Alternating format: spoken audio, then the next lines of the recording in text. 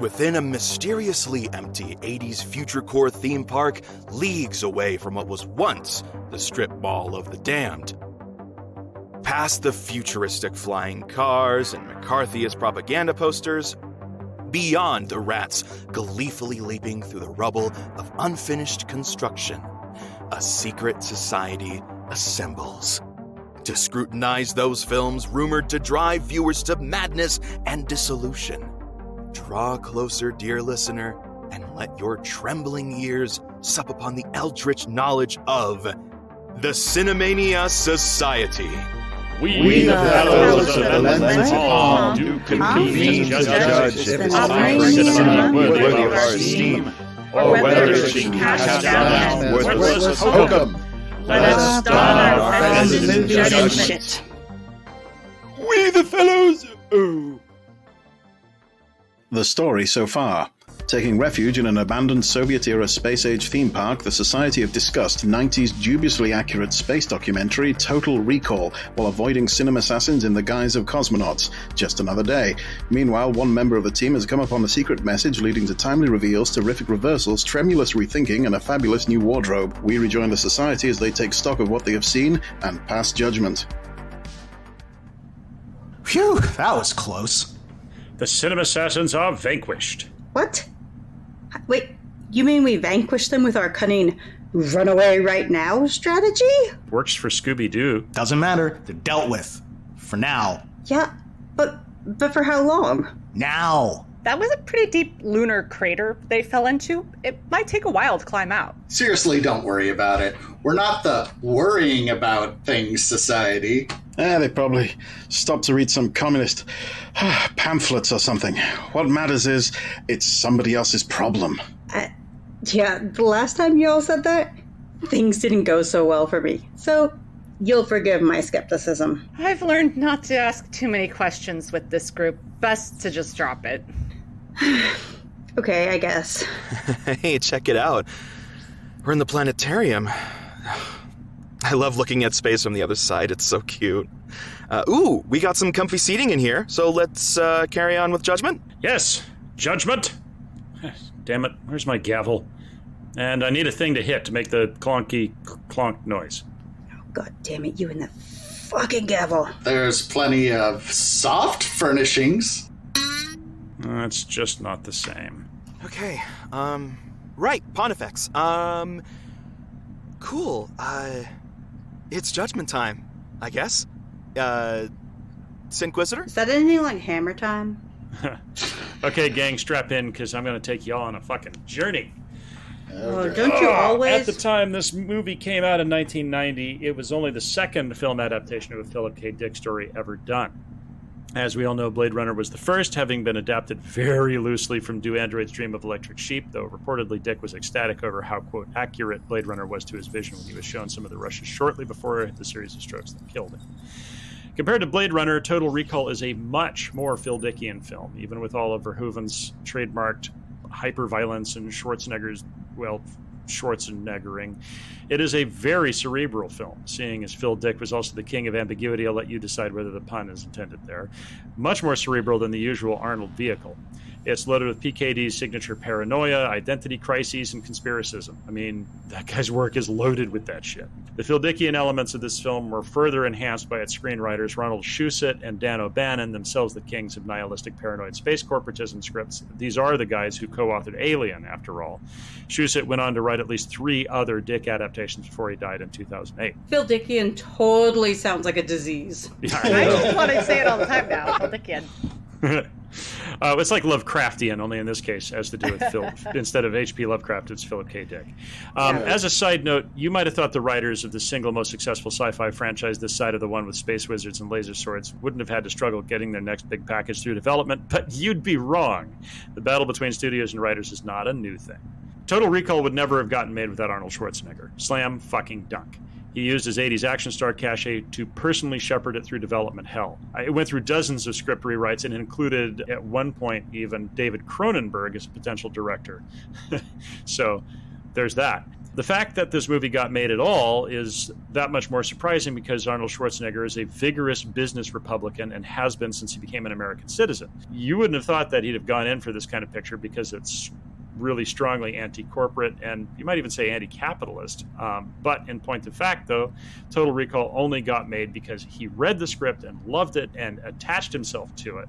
It's a shame that PKD didn't survive long enough to see this movie get made because while he evidently loved Blade Runner, he would have creamed his jeans over Total Recall. The success of this movie led to a spate of PKD adaptations, and the next one, Screamers, doubled down on both its Phil Dickianism and Verhoeven connection, seeing as it starred Peter Weller, RoboCop himself.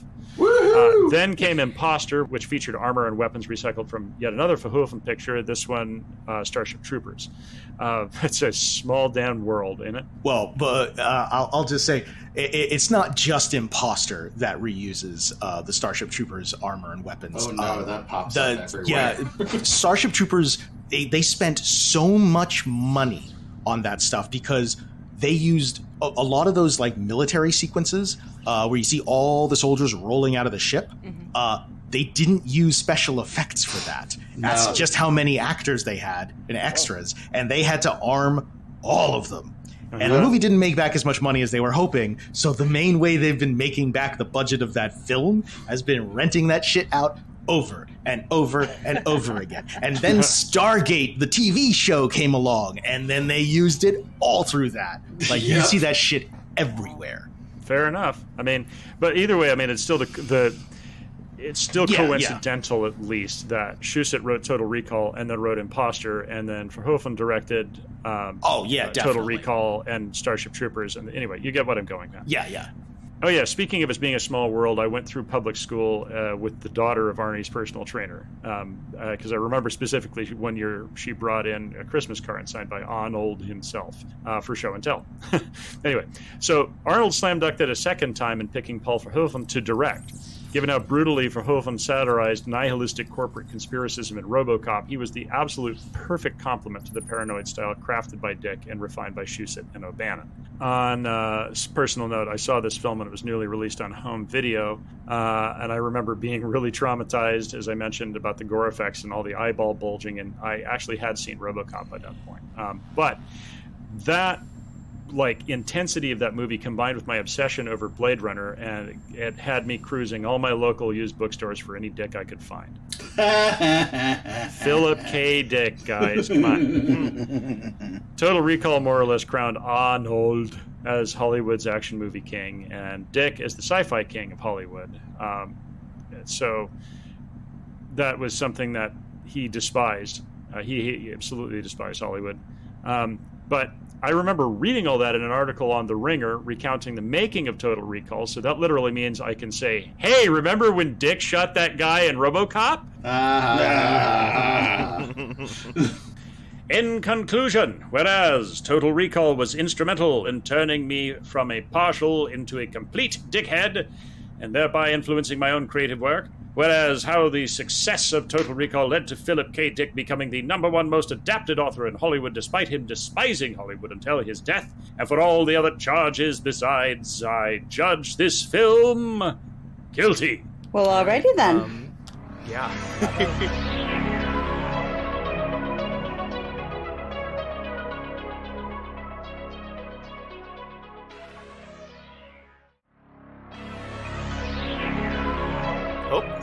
So, I don't know. You guys all know I'm a nerd. I love science, and the science in this movie is so wrong. So wrong. Even if you release an atmosphere's worth of oxygen onto Mars, there isn't enough gravity to keep it there. It would all just boil off into space and leave you to suffocate. Also, turning the poles, not the core. The poles are ice, not the core. The core is not ice. But anyways, if you turn the ice on Mars, if you vaporize the poles on Mars, it would just turn into steam. It wouldn't turn into hydrogen and oxygen. So it wouldn't be breathable anyways. It'd be even worse because one of the poles of Mars is carbon dioxide. And then it would still boil off into space. And no matter what it would still boil off into space because there's not enough gravity to keep an atmosphere on Mars. That's why it doesn't have an atmosphere. Nor is there a magnetosphere. Yeah, that too. So you could have all the big old domes you want, and it's not going to protect you from all the radiation. I mean, maybe, but I don't know. They wouldn't, just not glass isn't enough. So, yeah, and decompression doesn't work like that. And so many other things. If I keep going, it's going to take too long. So, if for no other reason than the terrible, terrible science, I judge this film incredibly and unequivocally guilty of. Yeah, I'm sorry. Cinemania is affecting me now. No, I'm losing my shit. Yeah. It's guilty. What about Andrea? Well, What do you think? although this film is a bit more mainstream than many we have judged, lots of action sequences, Arnold, Sharon Stone, the underlying plot about a man who was really a spy, who had himself brainwashed on purpose so he could infiltrate a rebel group, then unbrainwash himself later, is quite a mind bender. Mix in a Martian landscape, alien artifacts, and business practices that don't make much sense, a definite cause of Cinemania. Just saying it out loud makes me feel a bit insane. And that's before we even get to mutants at a strip club. I therefore judge this film guilty. Awesome. Yeah, no, absolutely. Zach? Well, I watched this movie in the theaters and I loved it. It was peak Arnie, doing sci-fi, which is something he hadn't really done yet. I mean, he had done Predator, Running Man, and yes, Predator, which were kind of had science fiction elements to them, but wasn't true science fiction in the way that Total Recall was. And the one-liners were just amazing. On top of that, my grandfather was actually friends with Arnold Schwarzenegger. They got a Christmas card from him every year, and he did a sculpture of Arnie and did one of Ronald Reagan for him too. So I really just loved this film. The science is bad. The acting is bad. The story is what makes this movie interesting to me, because it has I so don't know many... if I'd say the acting is bad. I'd say Arnold's acting is bad. Everybody else's acting is superb. I kind of feel like everybody sort of... any movie with Arnold Schwarzenegger, everybody seems to match his sort of level of acting. So it's...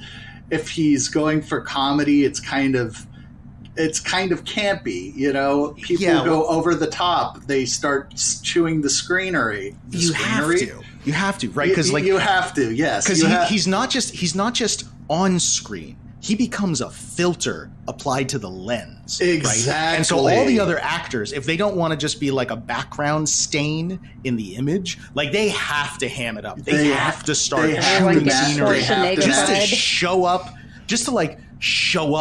when they like process it. It's like in Last Action Hero, you have Ben Kingsley show up, and even Ben Kingsley's like, chewing the scenery. Just by way of example, like comparative example, there's an opposite effect to this. If you've ever seen Kingdom of Heaven, anybody know this one? Yes. Oh yeah. Yeah. Movie. So wonderful movie, a lot of brilliant actors doing wonderful jobs, and then in the lead, you've got Legolas. Yep. Orlando Bloom. And there's just this, so you can Orlando watch this whole movie, especially if, like I have, you watch the extended edition, which is like 3+ hours long. And it's, again, even with more extra beauty. Archibald. Yeah, extra beauty. And the whole movie, there's just this Orlando Bloom-shaped hole in the middle of the exposure. Right? as much as I love Keanu Reeves, I always felt that way about the Kenneth Branagh version. He's awful. Okay, we're saving that for another time. We're just gonna parking lot that. Holy shit! But yeah, anyway, the Shakespearean movies he was in, it was just. But I'm sorry. Back to your judgment. Everybody else has to cartoon themselves in order to be able to stand up next to Arnold. I got it. Precisely, because he is just this bigger than life presence, and that presence, I think the remake of Total Recall, I think they were trying to kind of get away from a bit of that Arnicism, if you will, and try to make a more serious sci-fi film out of it. But that didn't work, which is interesting. That movie's horrible in complete other way. In other ways. The lead is like really subtle and funny, but like in a Irish sort of way. That's Colin Farrell, basically. Being Colin Farrell, and instead of Arnold Schwarzenegger being Arnold Schwarzenegger, which is just, and then again the whole conceit of we're going to drop through the center of the planet, from Australia to Britain. Oh, are you fucking kidding me? Come on. So, which supposedly would take exactly 42 minutes. So I judge this film guilty of Arnold Schwarzeneggerism. And maybe someday we'll get a truly pure rendition of the Philip K. Dick story that is the masterful Total Recall. I personally think it did great credit to the original story and improved on it. Well, that's your opinion. You already had your judgment. All right. I have a slightly different take on it, too. I believe that to all things, there is an answer. You said, how could this film be made by Arnie Schwarzenegger? He was such a Republican. He was effectively a big business guy. Why would he make this film? Because he's a big business guy. Arnie understood what the audience wanted to see, and he was more than willing to sell them exactly that. This film understands exactly the kind of movie that moment in time needed, and it was lots of shouting, lots of explosions, crazy amounts of blood and gore and violence, and Arnie was completely correct. He's a brilliant salesman, and he's selling us exactly what we need, and that's why the film did so well. Looking back, much like how the salesman sold Quaid on the brain trip to Mars, right? Exactly. It may be an insidious product in many ways, but we're the ones buying it.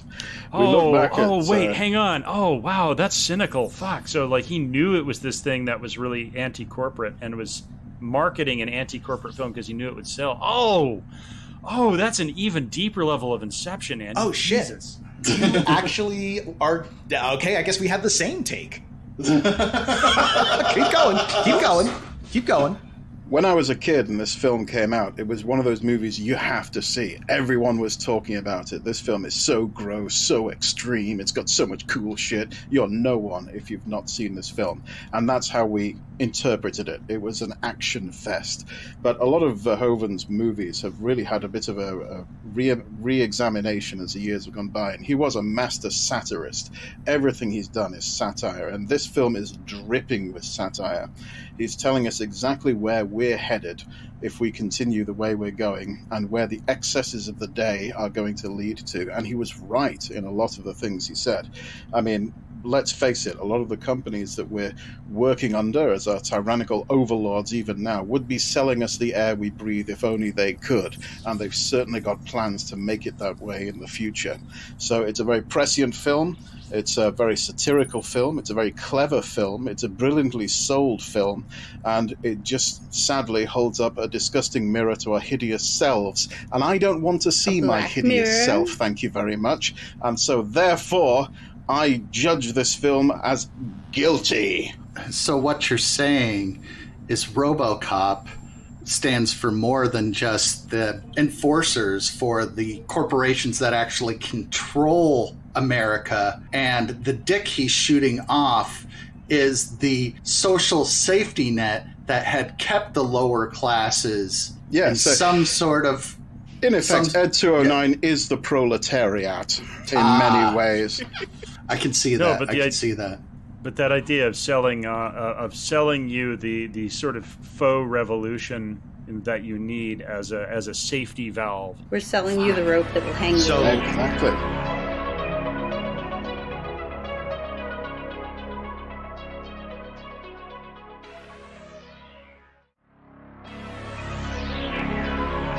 Here's the thing. So I want to take this even one step further. I think it's worse than that. I mean, I think this movie might actually be one of our greatest offenders when it comes to Cinemania yet. Seriously. hear me out on this. So take what Brother Andy was saying, just take it a step further, right? And I don't think Schwarzenegger's smart enough to have thought of all of this himself. He just doesn't even realize what he started, right? He took one movie and he attempted to pervert the intent of both the source literature and the director, right? And he sold us this this film that was supposed to be anti-capitalist, and he coded it in such a muck of over-the-top violence and sexual objectification and honestly fun. Let's be frank, right? That it made it difficult to see that. I first saw this movie, and I've seen this movie many fucking times, sometimes only piecemeal, because they would show it on network television in just Saturday afternoon, right? Could you imagine this film on network television, right? So it was so edited, like they had to cut so much out. But what was really telling was it wasn't just the tits and gore, right? Some of what they cut out was some of the commentary stuff. Like some of that just gets, because when I finally saw it, like for realsies, that's when I was like, oh, I see how much satire is in here. Now, I think that's a testament to how good Philip K. Dick's story is and how surprisingly good of a satirist Verhoeven is, right? That even Arnold Schwarzenegger couldn't totally muck that up. But if you think about so many of the Philip K. Dick films that came after it, right? There were a couple of good ones, right? Verhoeven made Imposter, right? Spielberg made Minority. No, he didn't make. Verhoeven did not make Imposter. Who made it? Was Imposter? written by Ronald Shusett. Same writers did Imposter. Yeah. Spielberg, right, did Minority Report, and that was partially based on what that was a Philip K. Dick story called The Minority Report. Yeah, but what I'm saying, and it was based off of partly what Kubrick was going to do with the film. So a couple of Kubrick was going to do Minority Report. Yep, a longer story. I'll get to that some other time. So yeah, it ties in with AI and everything else. I'll get to that later. So a couple of really fantastic artists managed to overcome the effect of this. But if you think of all of the Philip K. Dick movies that came after this, right? The Adjustment Bureau, Scanner Darkly, that Paycheck. Abomination of Nicolas Cage, Next, Paycheck, right? More recently there was there's that Electric Dreams series on Amazon. That wasn't so bad, but Radio Free Albemuth, Screamers sequels, right? They did sequels to Screamers? Yes. Oh, yeah. They're terrible. And they're terrible because all they're doing is they're using it as a vessel for like mindless action. And it gets even further, right? If you think about it, they've all got like lots of twists and stuff, but they're kind of mindless, like they don't make any sense, right? On the surface, the twists and stuff are pretty like random and nonsensical and like what the fuck in this movie too. But on a rewatch, you're like, oh, okay, they do still kind of make sense, right? Like the story is still kind of twisty in a good way. But so many sci-fi movies, even non-Philip K. Dick based ones, try to do this. Even just fucking thrillers, right?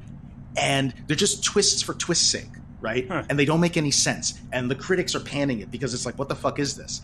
And it has totally wrecked that very subversive element of filmmaking, right? In a lot of movies, like ever since. So I judge this film guilty of infecting films themselves with Cinemania. Huh. Damn. Okay. Meta-Cinemania. Hats off.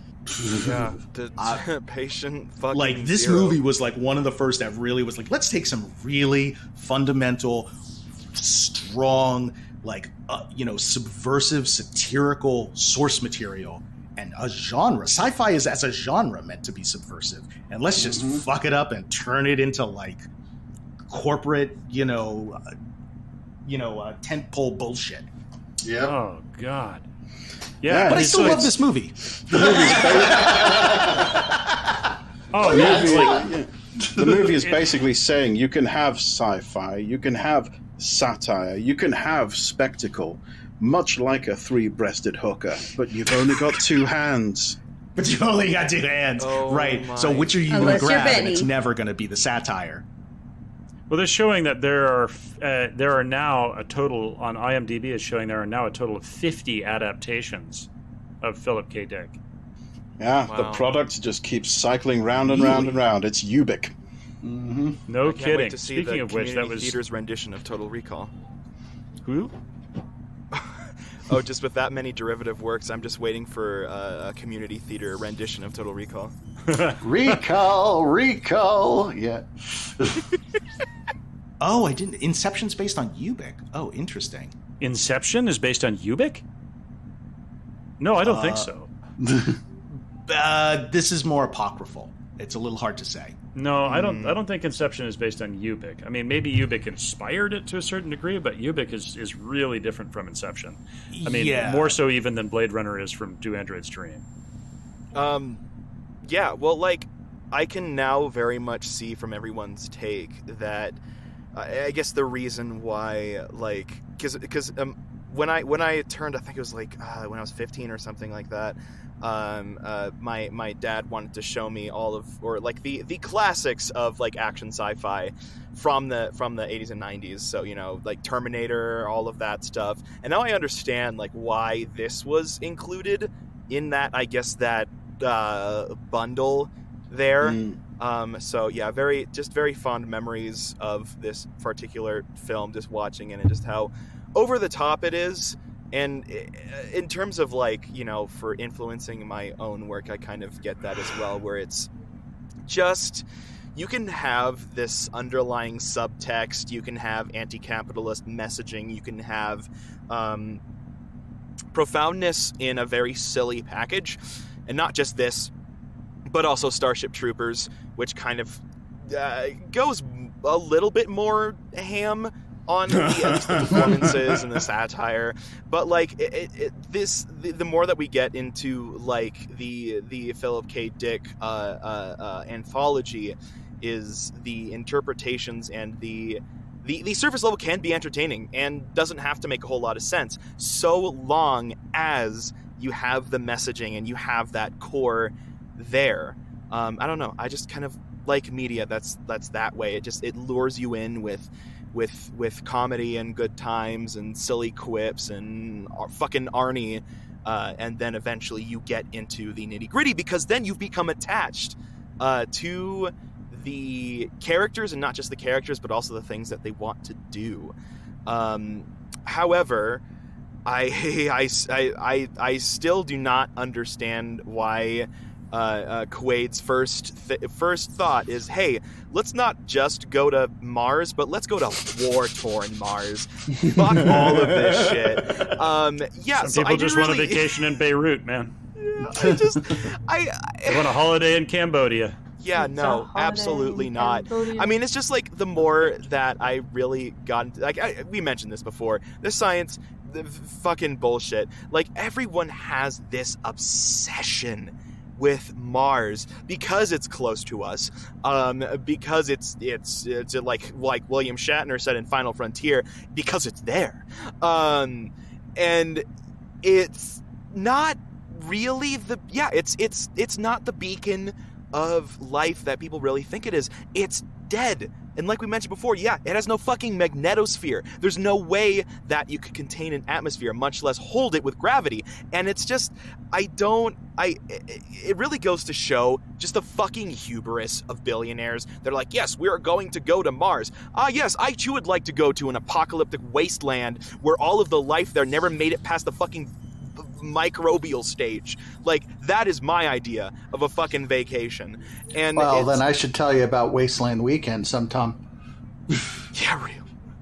Wasteland Weekend, but it's Mars edition. That actually be kind of cool. Anyway, no, I don't. I strongly dislike the obsession with Mars.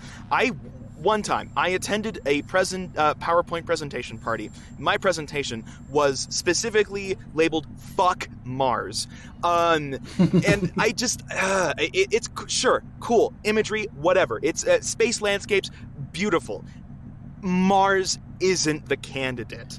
And reminds me of my darkly erotic fan fiction, "Fuck Mars." Oh my god! But yeah, no. Mars is No, and for so many reasons that I'm not going to go into, and then I can make the argument that no, we should try Titan, which is the largest moon of Saturn, and that's a whole other thing. But of course the science doesn't hold up. It never holds up. If the science was accurate, it would be boring as shit. And even Interstellar exaggerated a lot of details of theoretical physics and astrophysics and all of that. So this is very much the one of the beacon examples of science fiction bending everything so that shit is fucking cool, which I commend them for. As much as I'm like, nah, Mars sucks and blah blah blah, this I'll still watch it and really fucking enjoy it. Yeah. That is the vibe, and just for the science bullshittery, for the over the top performances led by our wonderful Arnie, and kind of baking in those little anti-capitalist things, and hopefully we see an anti-capitalist Arnold in the future. Fingers crossed. No pressure. I deem this film guilty. You know, that just kind of reminded me of that bit in The Expanse, like later on in the seasons when what happens to Mars and all the people trying to terraform it and stuff for like generations. As soon as they find other habitable planets, the whole project just falls apart because everyone's just like, oh, fuck this. Yeah. I'm out. Good job. You realize it's a bad idea. Exactly. So I guess they should feel bad. Yeah. I guess the lesson is, ain't nobody buying tickets to see Arnie's Happy Holiday. No. Real quick, though, you think it was a dream or not? You think it was all a simulation or not? It's also as I said, the ambiguity is the point. And yeah, but just like you personally, your opinion. My opinion doesn't matter because it's supposed to be both realities are true simultaneously. Spoken like a true politician, and that's why you're our leader. If the film had been carried on rolling for a few seconds longer, then Arnie would have woken up and realized he is, in fact, Paul Verhoeven, mashing a soldering iron into his own palm, staring into the camera, credits roll. Love it. Yeah. But one part that I'm thinking about a lot when it comes to Arnie's journey is, you know, like discovering who you really are underneath, and how that interacts with who you want to be, and how the two can coexist. And I don't know, self-actualization often comes with some pretty big changes, and well, let's say that just like Arnie, I too met myself on a laptop. Wait, what? It's about time, babe. According to all the pop-up adverts I get, all I can meet on my laptop is horny MILFs in your area. Tell me what sites you've been visiting sometime. I shall not. Listen, this is important. It turns out the council messed up my mind. It turns out I may have kind of low-key, maybe possibly been secretly sending them details of where we are. It was all hypnosis shit, though. So that's why they keep finding us. I don't know why, but I so wanted to blame Brother Methuselah. Yeah, that would make more sense. I never liked that guy. He called me a laggardly academician once. What a bastard. Look, no one likes him, but go on with the story. How did you figure all this out? So, the old me sent myself a message about it. It's kind of super convoluted and hard to explain. A point is, I did find a laptop, and I was on the laptop, and she gave me these clothes. I gave myself these clothes. She? Did I miss something? Sorry, I know it doesn't make sense. It's actually quite simple, really. Huh? It's a simple story. Boy meets girl, boy envies girl's gender, boy has cross-dressing phase, boy grows hair out, boy starts seeing girl in the mirror, boy wishes he was girl, boy is certain wishing to be girl is considered normal cisgender boy behavior, boy sees girl more in mirror, boy obsessively watches transition videos on TikTok, boy realizes she's girl, girl starts transitioning, girl gets intercepted by secret society council brainwashes her and turns her back into boy, secret society council sends her to infiltrate strip mall secret society accepts her cover identity, girl sends information to council doesn't realize girl had failsafe to protect herself. Girl realizes she is girl again. Girl rejoins Strip Mall Secret Society, but this time with a real name, a tale as old as time itself. Yeah. That's exactly it. Oh, that old chestnut. So we've been using the wrong name? Are we to make a correction, comrade? Yes, I like, Alessa, or Alessandra works too if you're feeling official. And your title. You'll need something suitably grandiose, yet vague enough to lack specifics. I prefer Arbiter? Very well. I move that all references to Repositor Andre be changed to Arbiter Alessa. I second that motion. All in favor? Aye. Aye. All opposed? The motion carries. Alessa, you are hereby bestowed the title of Arbiter, with all rights and responsibilities contained therein. A previous name and title will be stricken from our records just as soon as we have records again. Jolly good. Just try not to arbitrate yourself into another plot to destroy the society, yeah? No promises. Huzzah! Our society is now nearly 50% women. It's about damn time.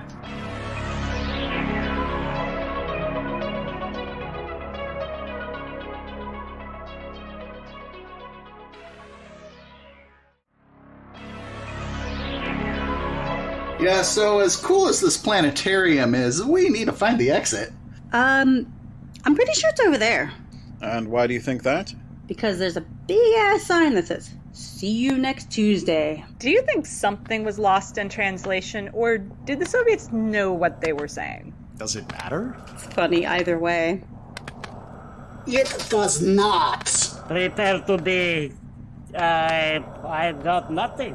Cosmonautified. Shit! I'm so sorry, guys! Being part of a secret society means never having to say you're sorry, only running now!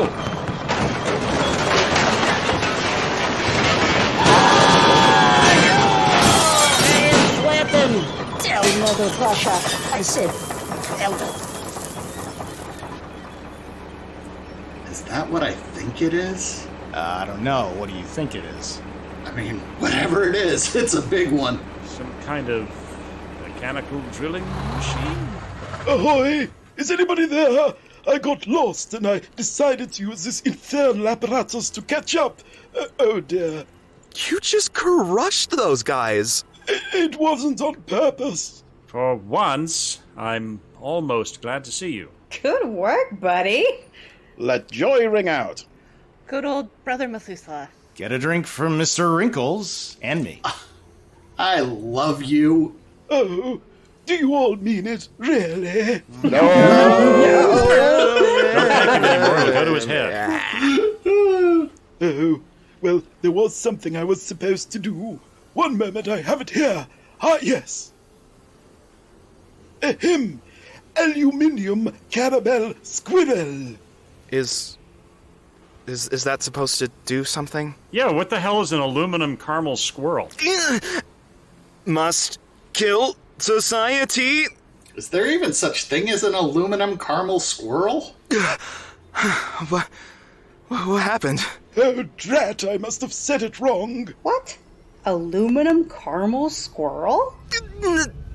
Kill, activate protocol Omega. Well, I've never heard of an aluminum caramel squirrel. Whew.